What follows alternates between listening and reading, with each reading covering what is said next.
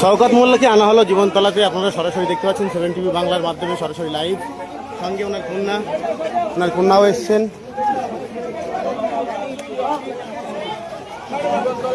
সরাসরি দেখানো হচ্ছে 7 টিভি বাংলার মাধ্যমে, যেখানে ক্যানিং প্রাক্তন বিধায়ক শওকত মোল্লাকে নিয়ে আসা হয়েছে জীবনতলা থানা থেকে বাদ করে জীবনতলা যে তার দলীয় কার্যালয়, সেই কার্যালয়ে নিয়ে আসা হয়েছে এবং সঙ্গে তার কন্যাও তিনি ইতিমধ্যে এসছেন এবং প্রচুর পুলিশ, পাশাপাশি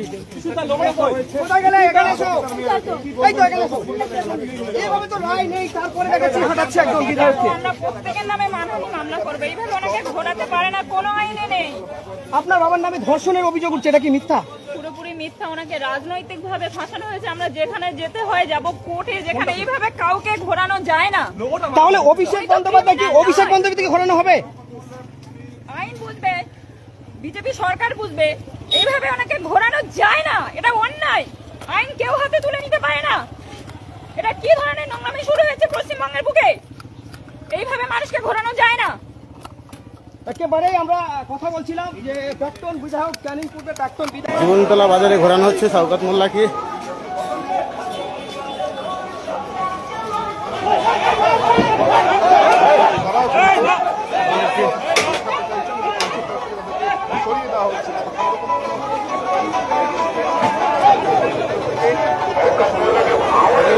যাতে জমায়েত কিন্তু সরিয়ে দেওয়া হচ্ছে বিশাল পুলিশ।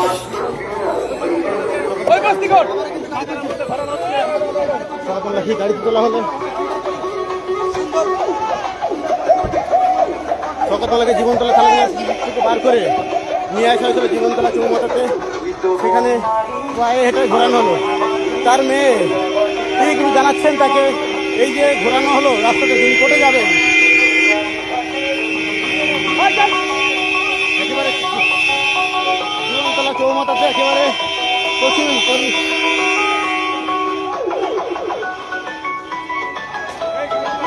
দেখানোর চেষ্টা করছি সরাসরি লাইভ 7 টিভি বাংলার মাধ্যমে।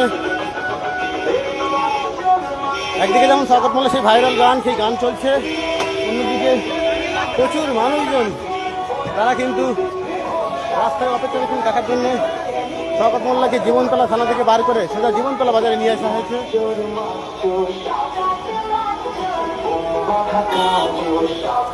একেবারে জীবনতলা বাজার থেকে পায়ে হেঁটে তার যে দলীয় কার্যালয়, সেই কার্যালয় থেকে নিয়ে যাওয়া হয়েছে এবং সেখান থেকে পায়ে হেঁটে নিয়ে যাওয়া হয়।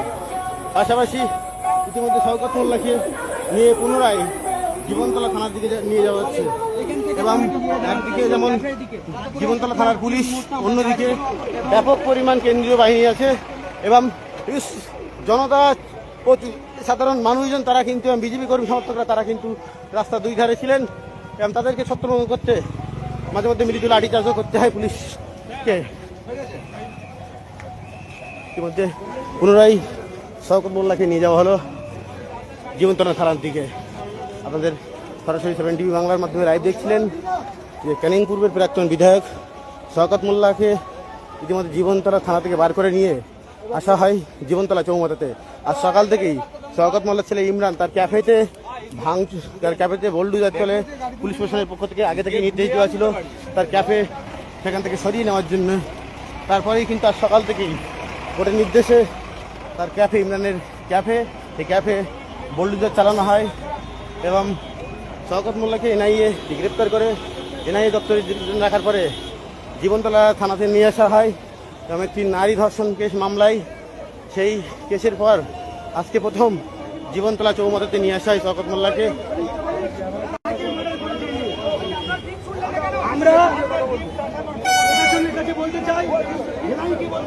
একটু কথা বলার চেষ্টা করবো বিজেপি কর্মী সমর্থকদের তারা আছে।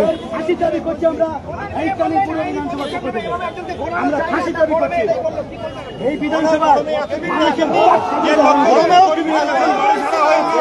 যখন লক্ষ লক্ষ কর্মীদের ঘর ছেড়া করেছে ওর বাবা, যখন মানুষের মার্ডার করেছে, মানিককে মার্ডার করেছে, বহু কর্মী যারা মাথা চাড়াতে তাদের মার্ডার করেছে এবং হাইব্রিডটা খাইয়েছে এবং হাইব্রিডে যাদের মার্ডার করে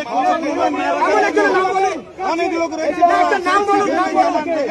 অনেক মানুষের আপনারা চিন্তা না, তারা প্রতিবাদ করতে আপনি যদি কাউকে চেনেন হাইব্রিড দেখা যাবে নাম বলুন। আমি বলছি জাকির বলে একটা ছেলে ছিল, জাকির ও ছিল সর্দার, যে জাকিরকে ও মেরে দিল, ওর দ্বারা বহু মার্ডার করিয়েছে, সেই যেমন মোশাররফ খানকে মার্ডার করিয়েছে, সেই সব থাকার জন্য আপনাদের এখন একাধিক অভিযোগ আনছে, এর আগে বললে সাহস পেতেন না কেন বা বলতেন না কেন? সাহস পাইনি, আমরা প্রতিবাদ করেছি বলে আমার দোকান বাড়ি যে ছিপিতে ভেঙেছে। আমার ক্যানিং পূর্বে আমি বিজেপি করতাম 2021 সালে, আমরা 5 বছর বাড়ি ছাড়া, আমরা বহু কর্মী বাড়ি ছাড়া হয়েছে, বহু মানুষের ইজ্জত নিয়েছে, অনেক মহিলা সম্মানহানি করেছে, তারা প্রতিবাদ করতে পারছো না।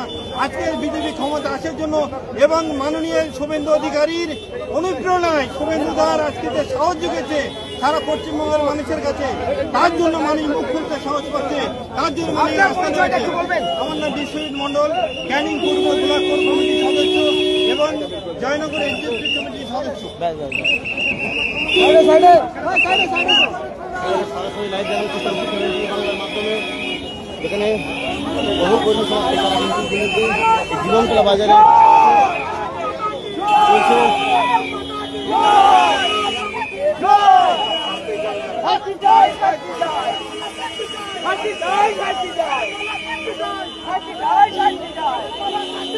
Happy die!